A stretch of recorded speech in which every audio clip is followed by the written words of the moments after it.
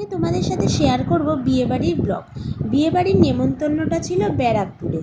আমরা ব্যারাকপুর স্টেশনে নেমে সোজা 5 মিনিটের হাঁটা পথ ধরে চলে এসেছিলাম ইউবিক হোটেলে। তো ইউবিক হোটেলে এসে দেখলাম খুব সুন্দর করে হোটেলটা সাজানো হয়েছে, কিন্তু তারপরে শুনতে পেলাম ওখানে নাকি আরও দুটো পাশাপাশি বিয়েবাড়ি চলছিল, মানে মোট ওখানে 3টে বিয়েবাড়ি ছিল। ডেকোরেশনটা খুব সুন্দর করেই সাজানো হয়েছে, বাইরেটা ভীষণ সুন্দর ছিল। তারপরে আমরা ভেতরে ঢুকে গেছিলাম। তারপরে ঢুকতে ঢুকতেই ফার্স্টেই চলে এলো মোচার চপ, তারপরেই চলে এলো কফি। এই মাটির ভাঁড়ে করে খাওয়ার মজাই আলাদা। তারপরেই ছিল এই ফিশ কাবাব, চিকেন কাবাব, এছাড়াও ছিল ফিশ ফিঙ্গার, তারপরে ছিল কেশর জিলিপি। কলাপাতা দিয়ে প্লেটটা খুব সাজানো ছিল। তারপরেই দিয়ে দিয়েছিল শসা, পেঁয়াজ। তার পরের পাতেই পেয়ে গেছিলাম পাস্তা, যেটা আমার ভীষণ পছন্দের একটা খাবার ছিল।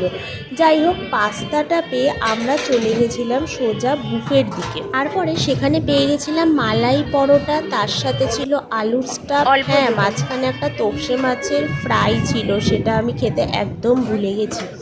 তারপরেই ছিল ফ্রাইড রাইস, তার সাথে ছিল চিংড়ি মাছের মালাইকারি। দেখলাম সামনেই ছিল ডাব চিংড়ি, ডাব থেকে চিংড়িটা ওঠাচ্ছিল। যাই হোক, যদি ওটাকে চিংড়ি মাছের মালাইকারি বলা যায়। তারপরে ছিল মটন কষা, ফ্রুট চাটনি, পাঁপড়, আর যেটা নতুন আইটেম ছিল সেটা হচ্ছে গাজরের হালুয়া। বিয়েবাড়িতেই প্রথম আমি এই আইটেমটা দেখলাম, গাজরের হালুয়া। দেখে বেশ ভালো লাগলো, কিন্তু গাজরের হালুয়া আমার অতটাও পছন্দের ছিল না।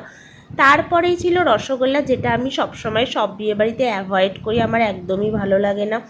তারপরেই পেয়ে গেছিলাম একটা 2 in 1 মিষ্টি। এতদিন আমরা জানতাম 2 in 1 আইসক্রিম হয়, এখন দেখছি 2 in 1 মিষ্টিও হচ্ছে।